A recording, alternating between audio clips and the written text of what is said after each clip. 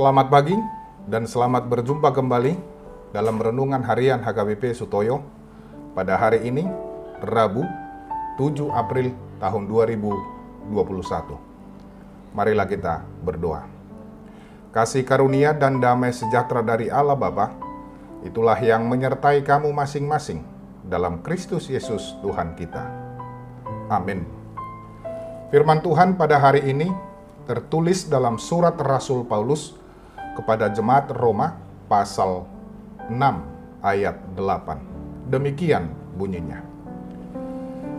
Jadi jika kita telah mati dengan Kristus, kita percaya bahwa kita akan hidup juga dengan Dia. Alai molonau mate hita rap dohot Kristus, dihapor syai rohatta, rap mangulu mahita dohot ibana. Demikian firman Tuhan. Bapak, Ibu, saudara-saudari yang terkasih dalam Kristus Yesus, sesuai dengan yang disampaikan oleh Martin Luther, bahwa kehidupan orang Kristen adalah hidup oleh kasih karunia. Namun, ada juga yang keliru memahami dengan kasih karunia tersebut. Kasih yang melimpah tersebut membuat manusia bebas kembali untuk berbuat dosa. Dengan pengertian ketika saya berbuat dosa, kemudian saya akan memohon pengampunan dosa untuk memperoleh kasih karunia. Karena ada keyakinan pasti Tuhan akan mengampuni dosa-dosa saya. Nah, untuk mengatasi pemahaman yang demikian, Rasul Paulus menuliskan surat ini kepada jemaat Roma dan tentunya juga kepada orang Kristen secara menyeluruh. Dengan pertanyaan, apakah kita boleh bertekun dalam dosa supaya kita beroleh kasih karunia? Inilah pemahaman yang keliru. Memang kita telah dibenarkan oleh Tuhan supaya menjadi manusia baru dan manusia lama sudah lenyap. Semuanya terjadi melalui kematian dan kebangkitan Yesus. Dalam ajaran ini Paulus menyampaikan dengan baptisan kita sudah mati serta dibangkitkan bersama dengan Kristus. Ketika ikut dalam kematian Yesus, berarti semua dosa manusia telah mati bersama dengan kematian Yesus.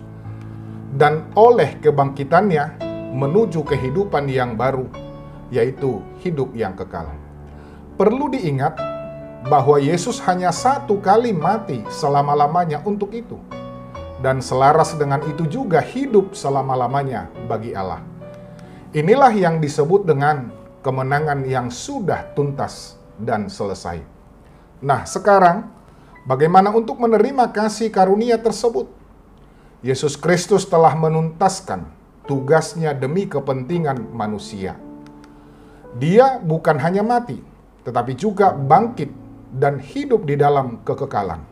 Karena itu, janganlah manusia menyerahkan dirinya lagi terhadap maut, karena telah menerima hidup. Mari serahkan hidup kita terhadap hal-hal yang menyenangkannya. Janganlah kembali menyerahkan tubuh kita kepada maut. Dengan menyerahkan diri diperbudak, dikuasai, dan dikendalikan oleh kuasa dosa yang berakhir maut. Karena kita tidak lagi di bawah kutub dosa dan maut, namun di bawah kasih karunia Allah. Amin. Marilah kita berdoa. Terima kasih atas karunia yang Engkau berikan terhadap kami, Tuhan. Biarlah Roh Kudus berdiam atas diri kami, agar kami dapat kuat untuk menahan segala godaan dosa. Karena Engkau telah mematikan manusia lama dan menghidupkan kami kembali.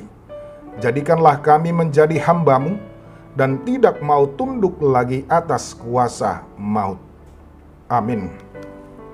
Bapak, Ibu, saudara-saudari yang terkasih dalam Kristus Yesus, selamat pagi, selamat beraktivitas, salam sehat, tetap jaga kesehatan dengan senantiasa memakai masker, rajin mencuci tangan dengan sabun, dan menjaga jarak dengan orang lain, dengan menghindari kerumunan.